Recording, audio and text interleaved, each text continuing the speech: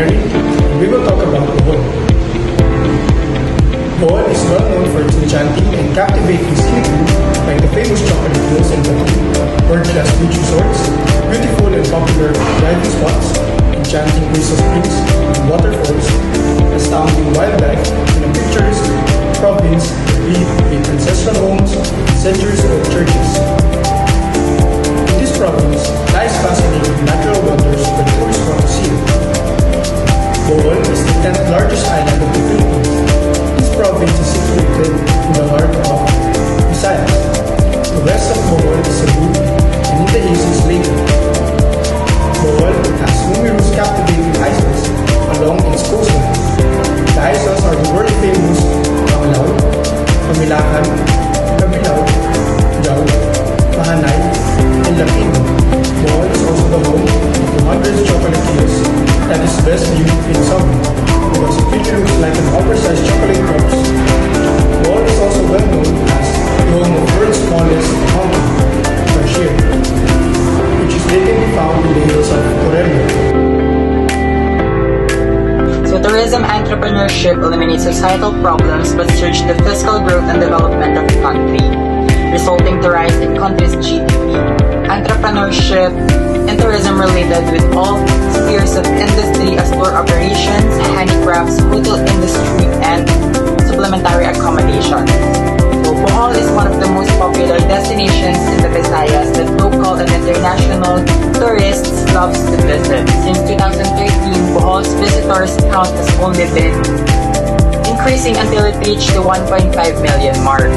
So in 2019, as a result, tourism began to play a vital role in the province's economy in addition to agriculture shortly after the pandemic broke out, halting Bohol's tourism activities. But this year and the next ones are looking brighter for the province as it slowly welcomes back tourists.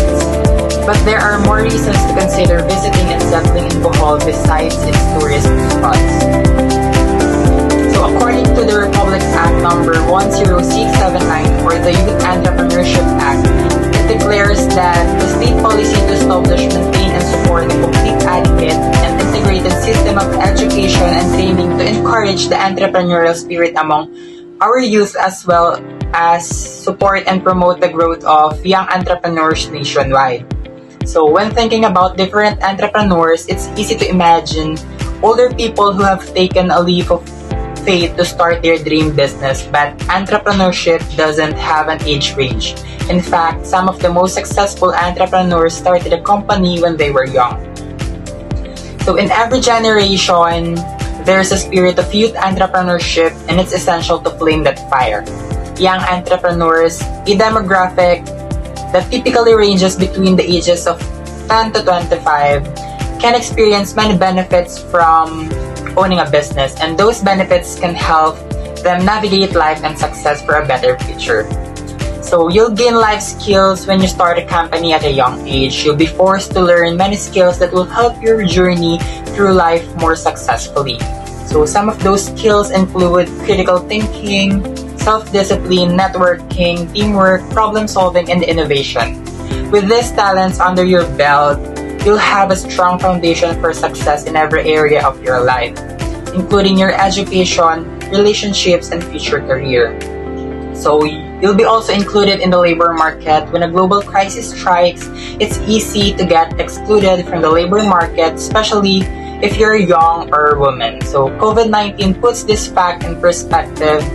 During the pandemic, many young people lost their income, experienced difficulties securing employment, and faced obstacles to learning and getting job training. The tourism industry is said to be one of the largest and rapidly growing industries that is an economically important tool globally and as well as locally. Here in our country, the Philippines, it is actually one of the major contributors to the economy of our country, contributing at least 12.7% to our local GDP as of year 2018. While tourism has brought beneficial impacts to our economy, it is also seen as a positive expansion to other networks such as the environment. Because of the industry's complex relationship with the environment, the environmental impacts of tourism must be notable, given that the product of tourism strongly relies on the quality of the environment. Responsible planning must be practiced. However, the industry also has the potential to create detrimental effects on the environment if responsible planning weren't applied. As the tourism in our area increases, tourist destinations such as Bohol's Alone Beach have been taken ahead. The white sands and lush tropic scenery of the Alona Beach is one of the most popular beaches destination here in the Philippines. And because of this, a surge of tourists all over the world have been flocking to the island, causing it to suffer the effects of over-tourism. Problems like this will very much likely to happen again unless the Philippine government and the tourism and hospitality establishment would work together to enact effective and efficient policies, as it is their responsible to protect the environment for the tourism. According to the Article 6 of UNWTO's Global Code of Ethics for Tourism, stakeholders of tourism industry have obligation in sustainable tourism development.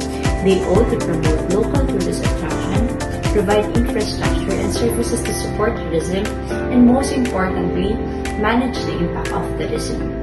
Thus, I propose the House Bill number 6945 of Quezon City entitled Environmental Taxes Law of the Philippines should be implemented as well in the beautiful province of Bohol. While this bill aims to help the government convince the tourism and hospitality establishment to apply tourism sustainable practices to take an active part in preserving Mother Earth by means of implementing an environmental tax called Green Tax.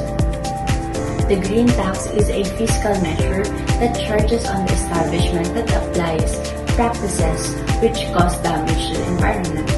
This tax comes in two forms. Those tourism and hospitality business who doesn't apply sustainable practices will be fined Green Tax, while those tourism and hospitality establishment who apply sustainable practices will be given an incentive for employing practices that are designed to help the environment.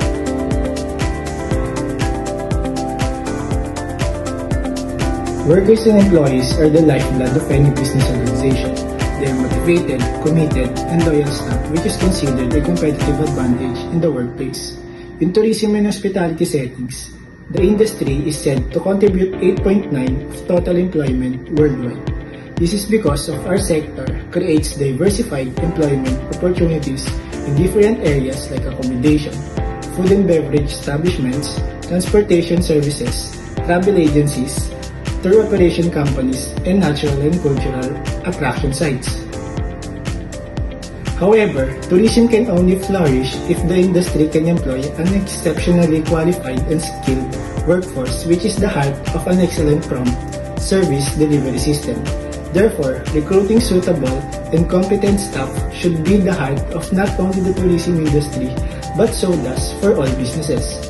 Unfortunately, there are many challenges that our tourism professionals and workers face that hinder them to apply for a job in the tourism and hospitality industries. Challenges like poor pay and work conditions, sexual harassments, discrimination, unequal treatment, low education and training, seasonality, and political instability drastically bring high employee turnover. Hence, concerned stakeholders including the government, the tourism industry itself, the sectors under the tourism industries, local communities, establishments, tourism professionals, and the tourists alike shall take action to bring a sustainable workforce for the development of tourism and hospitality sector. Introducing House Bill number 2173, otherwise known as the ENDO Bill, which seeks to amend the existing labor code and prohibit the practice of all kinds of labor-only contracting, popularly known as ENDO, such as fixed-term employment, job contracting, and the direct hiring of contractual workers, which the proposal classifies as unfair labor practices. This law will provide legal protection for tourism and hospitality workers who want stable and permanent employment, as this bill will require employers to regularize their employees. In the province of Bohol, a total of 5,000 out of 13,000 tourism workers are actually subjected to contract employment which actually enables capitalists to give them no benefits that they deserve and pay them less for the same work. Thus, passing the said bill will be of a great benefit and help especially for the tourism employments of the Bohol province. Never before have so many young people involved in movements for change. They are taking to the streets and using online social networks and communities to connect, express their voices, and campaign for change. They are protesting against authoritarian regimes, corruption, inequalities. They are fighting for sustainable development and a better future for current and new generations.